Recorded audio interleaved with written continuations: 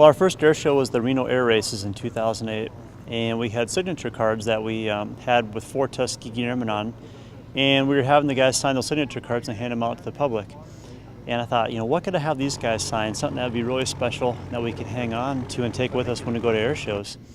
And I thought, hey, what better than the aircraft itself? So Tina and I got together and talked about it. We thought, well, if we have them sign the outside of the airplane, eventually it's going to have too much of the elements and it'll get ruined. So we chose the inside of the baggage compartment.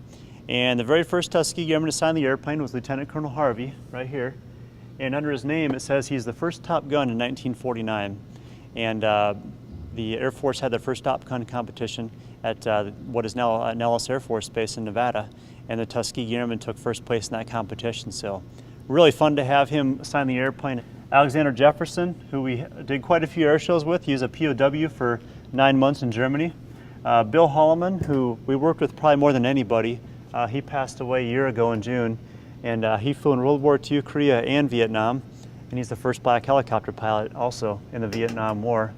And then James Warren, who also was a navigator bombardier in World War II, Korea, and Vietnam, and notably he flew the Hanoi Taxi to pick up the POWs in North Vietnam at the end of the Vietnam War. So another one that's really I like a lot is Claude Platt. He was an instructor at Tuskegee for the entire war, and so anyone that flew at Tuskegee in late 44 or 45 would have probably flown this airplane, but we know he probably flew it many, many times.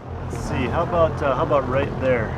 It was a lot of fun having those guys sign the airplane. We're running out of real estate there on the baggage door, so when we get out to the convention this week, we're probably going to have to open up a few more hatches to have them start signing. But really excited to have that, and I think it's fun for them to sign it also because, number one, they know that their signature is going to be going into the Smithsonian and preserved forever.